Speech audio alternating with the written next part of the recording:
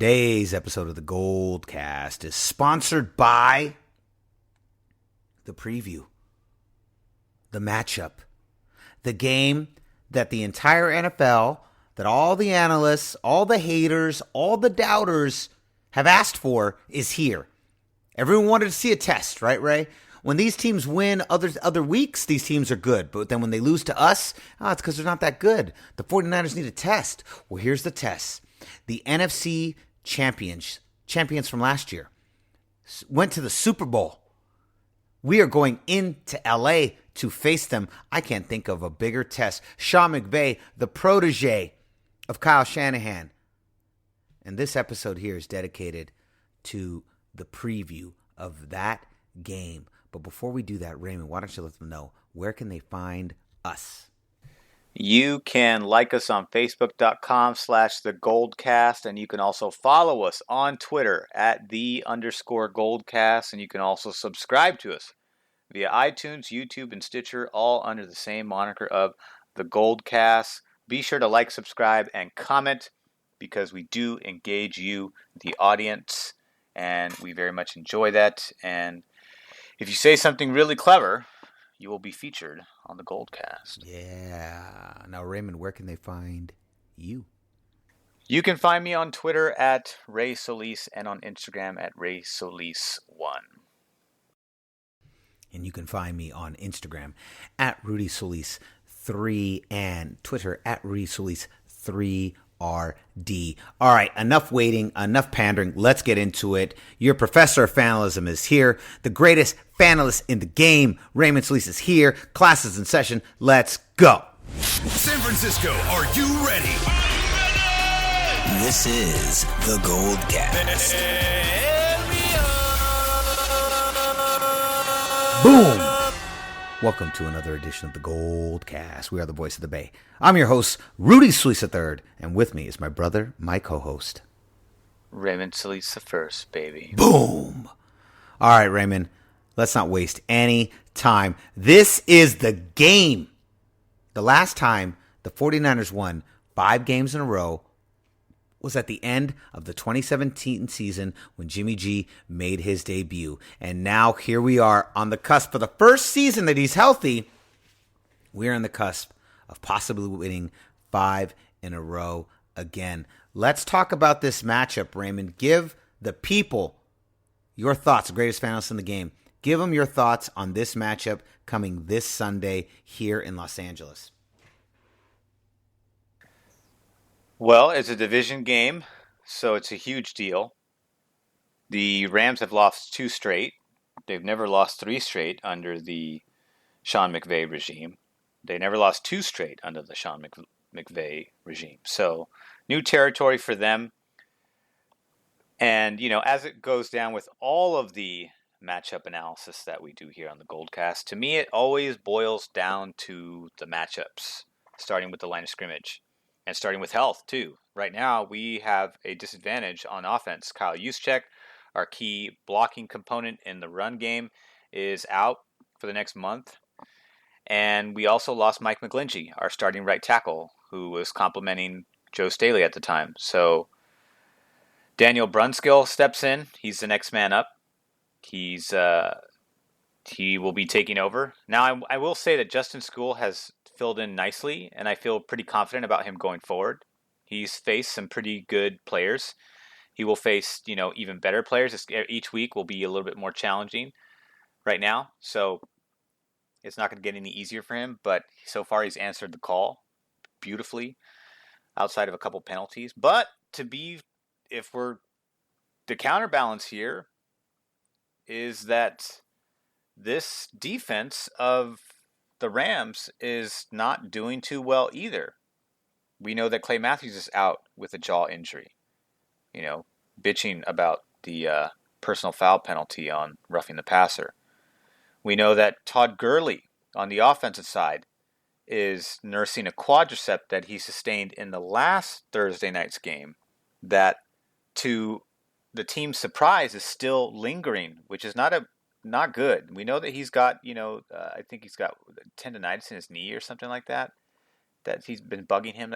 That now this is why they're managing his touches more than they have in the past, because now this is becoming an issue. We saw it late last year into the playoffs, and it's still doesn't look 100% like the Todd Gurley that we know of old, the two-time rushing champion. And so that's a big deal to see whether he did not practice. So he did not practice today. We know Clay Matthews is out, and he's actually been having a pretty good season, Clay Matthews, despite being in the twilight of his career. And Aqib Talib, their big all-pro corner, has been dealing with ribs. He did not play today. And that we know limited in practice was wide receiver Brandon Cooks, who's going through concussion protocol. Linebacker Bryce Hager was limited in practice with a shoulder injury.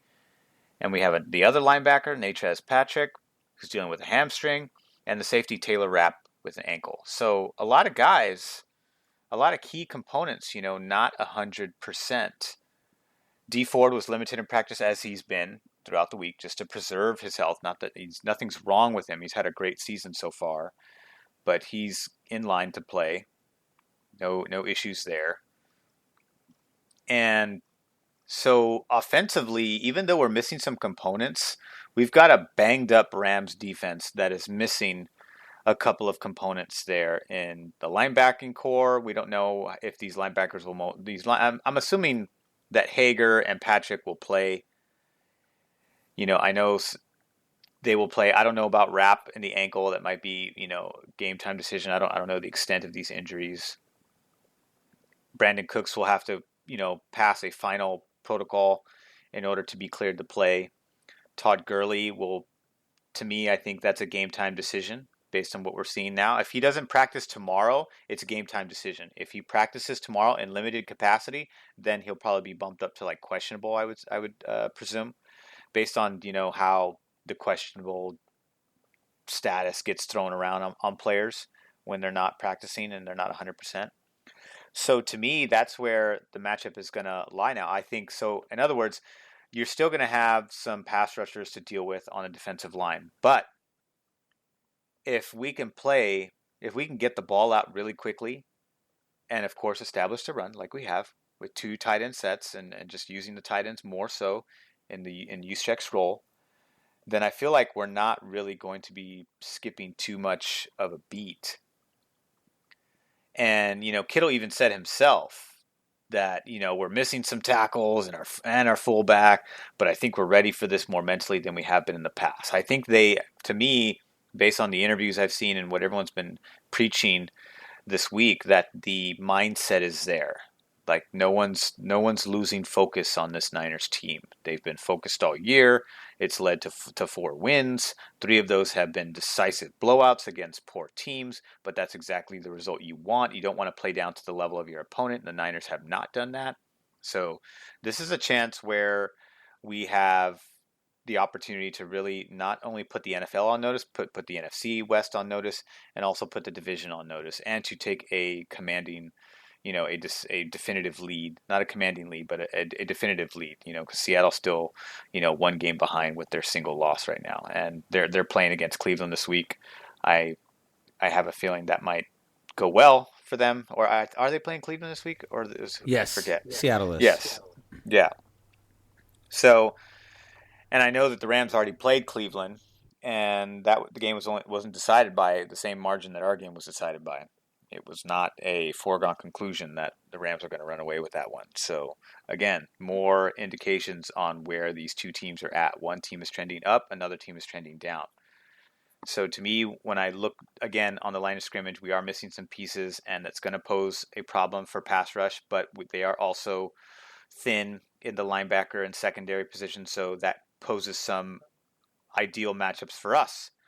Not necessarily on the running side, but also on the passing side, intermediate throws, underneath throws, screen game, which Kyle Shanahan loves to do more than anybody in the NFL, and also the deep ball. I'd like to see some deep balls. I think because they're hurting, I think that opens up that aspect of the passing attack as well, in addition to the running attack. I feel like the passing's probably going to step up a little bit more than we saw last week, because obviously I don't expect 275 yards rushing 2 weeks in a row. I do expect over 100 yards. I'd say more like something like 146, 150 yards is where I expect. I still expect the running game to do what it's done all season because I don't think the Rams are fully equipped to stop us. They're too banged up, and the guys that are in there are not even 100%. So I think that all plays into our favor. And then offensively, if Gurley doesn't show up, then good luck, Jared Goff. Because even with Gurley in there, he's still not 100%. So again, we have another advantage there. This offense is not 100%.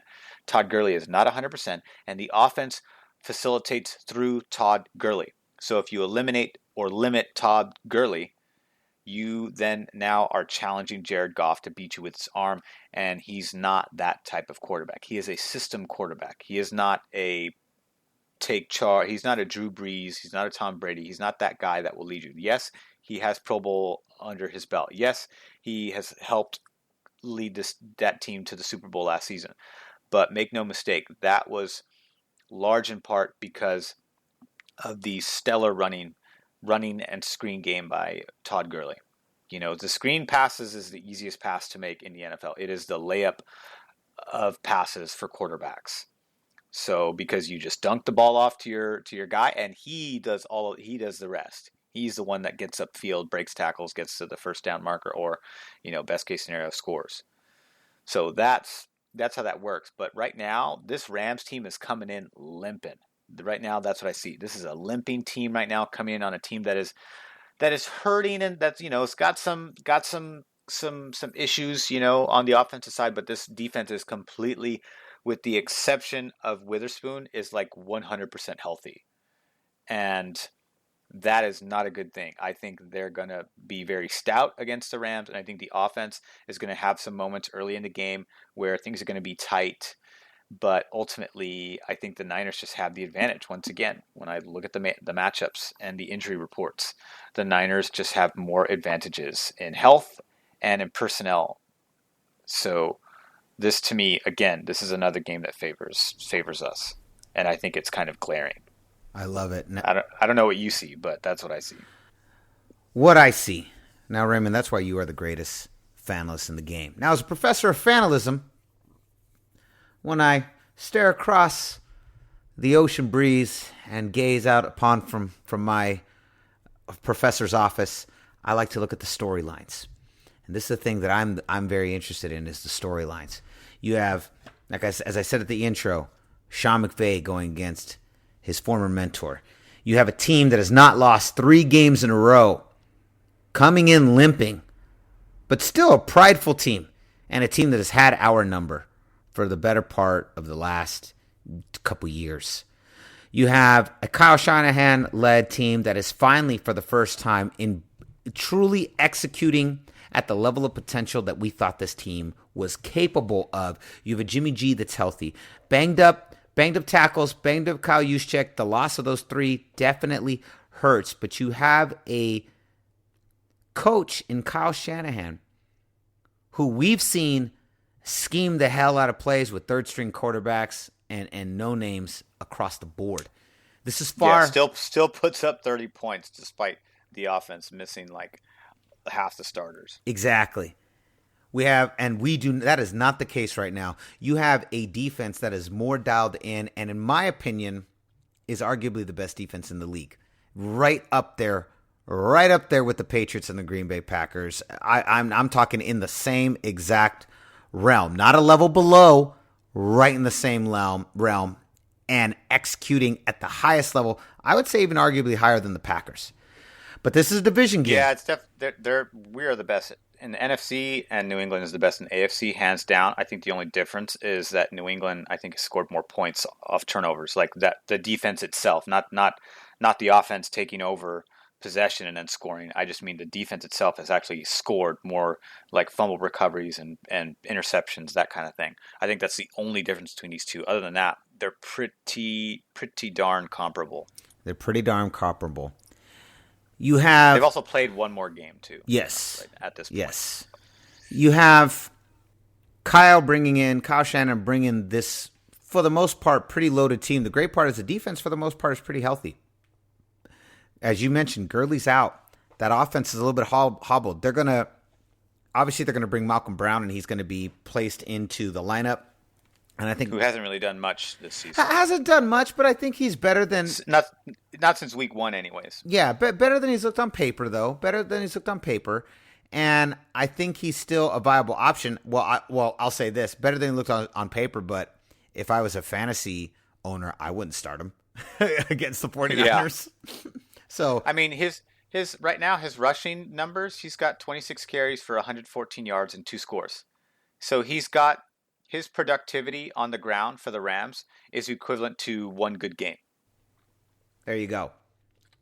So all signs point to this is a game that if the 49ers want to make a statement, if they truly want to come in here and put the smack down, put the clamp down, put the beat down, put the adjective plus the word down after it down, this is the game to do it.